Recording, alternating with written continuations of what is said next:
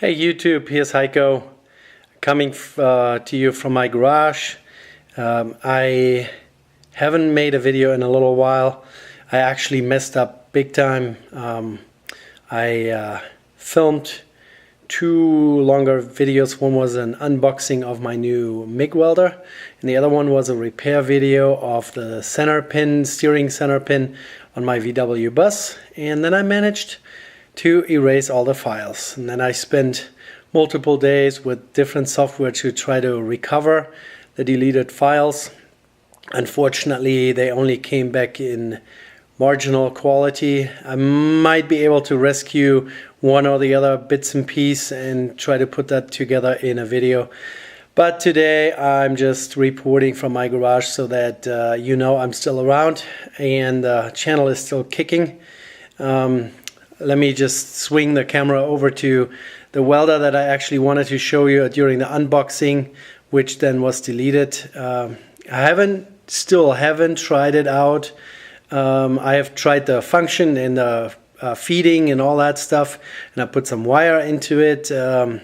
Still have to figure something out with my 220 volt outlet here in the garage. Once I've done that, I'm going to do a welding video. The steering center pin on my VW bus. I've got a couple files back. I don't know if I can smush that together and turn it into a YouTube video that actually, helps anyone, but I will try. So let me just swing around here and show you the welder for now. Alright guys, there it is. 100% Chinesium. It's a 200 amp MIG welder that is also capable to accept a spool gun, and you can also stick weld with this thing. It uses the more modern standard connectors these days, the DINS plugs for the ground clamp, and also connecting the for polarity of the MIG gun. You need different polarity for flux wire than you need for solid wire MIG welding. And the MIG gun itself uses one of those European style connectors. 200 amps, came with a 1 pound spool of flux core. I've since ordered a couple drive wheels so I can use different sizes of wire. Like I said, I haven't used it yet. I've only plugged it in with 110 volt. It comes with a 220 volt standard connector attached, and then it has a little adapter that brings it down. Here's the adapter that brings it down to 110 volt. I do have 220 here in the garage, which is only hooked up to a 20 amp circuit, like a double throw circuit breaker. So that's not quite enough. I need at least 30 amps. Actually 31 amps is the max draw of this machine when it's bumped up to 200 amps. So I might have to do some rewiring here. It's all run in metal conduit, but it goes into the drywall ceiling, and I don't know if right over there, here, let me zoom in, there's where my little load center is. I don't know if I can pull the cable through, and right now it's 12 gauge. For 30 amp I need at least 10 gauge wires in there, so we'll see if I can figure that out. In the meantime, it's at least usable as a 110 welder.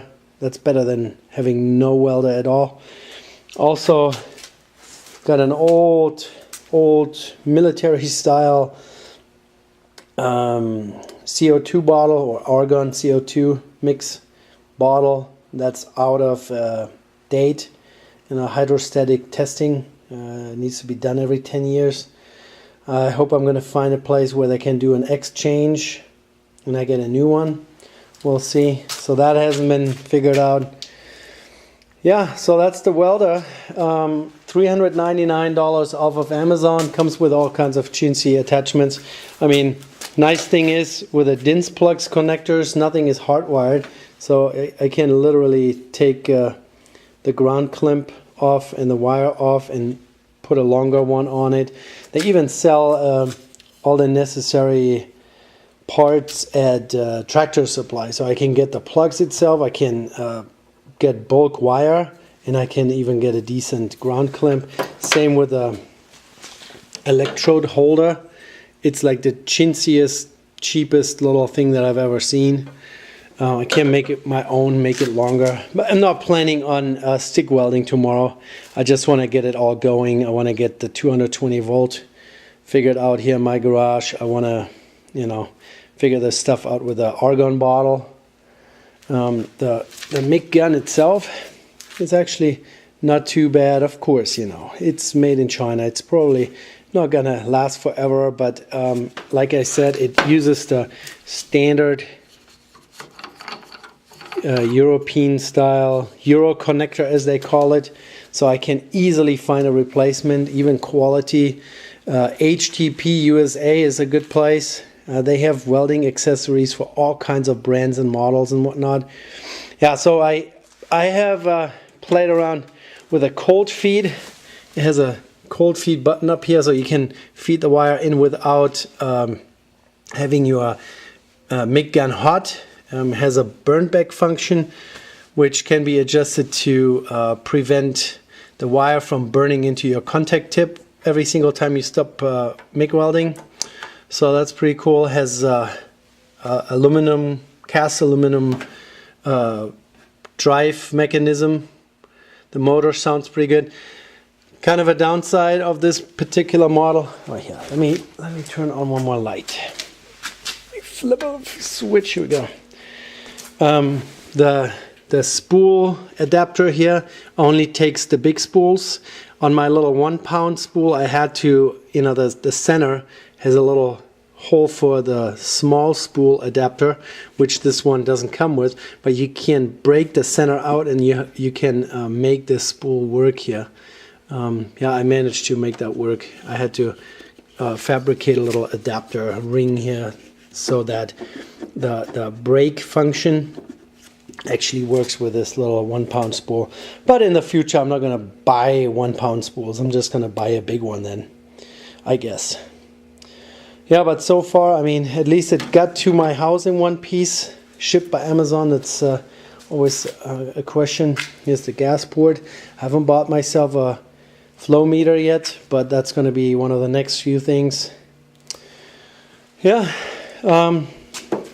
that's the unboxing that you missed. Here's the box, and over there is the VW. I spent like a few hours under there replacing parts of the steering, and I wanted to share that with you guys, but unfortunately that all got messed up in my file video collection.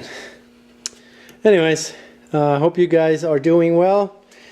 If you want me to keep going on this channel, please give me a thumbs up and subscribe. Thank you. Take care.